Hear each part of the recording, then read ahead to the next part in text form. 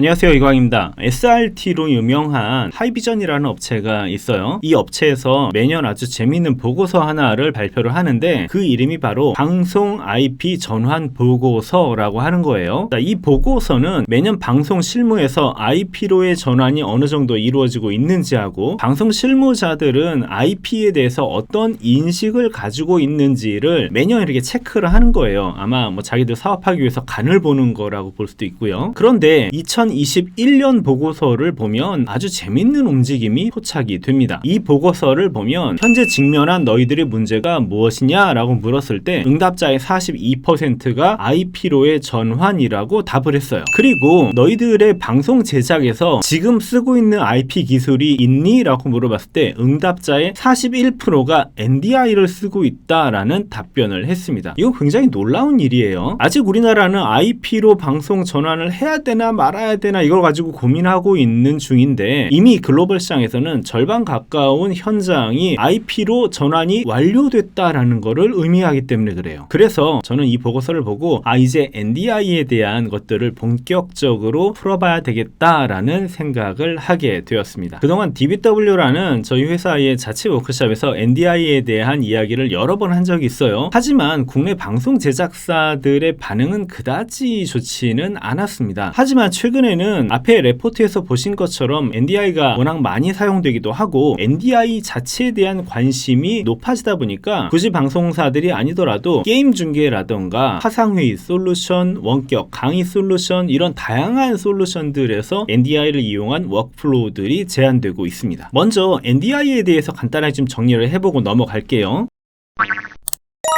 방송 제작을 하기 위해서는 카메라를 스위처에 연결하면 돼요. 카메라가 늘어나게 되면 더 많은 것들을 또 연결을 해야 되겠죠. 그리고 본격적인 방송 제작을 위해서 자막기나 오디오 믹서나 비디오 플레이어 이런 것들을 연결해서 다양한 소스를 받게 됩니다. 그리고 또 현장에서는 인터컴이 있어야 서로 의사소통을 하겠죠. 이렇게 다양한 소스들을 스위처에서 믹싱을 하고 이 PGM을 전광판으로 뿌려주거나 지상파나 네트워크를 통해서 라이브 송출을 하는 것, 이게 방송 제작의 어떤 워크플로우가 됐었어요. 이런 워크플로우를 꾸미는 과정에서 사람들이 가장 고민했던 부분이 무엇이었을까요? 바로 케이블입니다. 카메라 한 대를 사용하려고 해도 비디오 연결해야 되죠. 오디오 연결해야 되죠. 탈리 연결하고 전원 연결하고 인터컴 연결하고 여기에 또 PTZ 카메라인 경우에는 PTZ 케이블까지 연결을 하면 넘치는 케이블들로 카메라에 연결되는 게 보통 라이브 제작에서의 모습이에요. 그런데 카메라들이 더 늘어나게 되면 어떻게 돼요? 케이블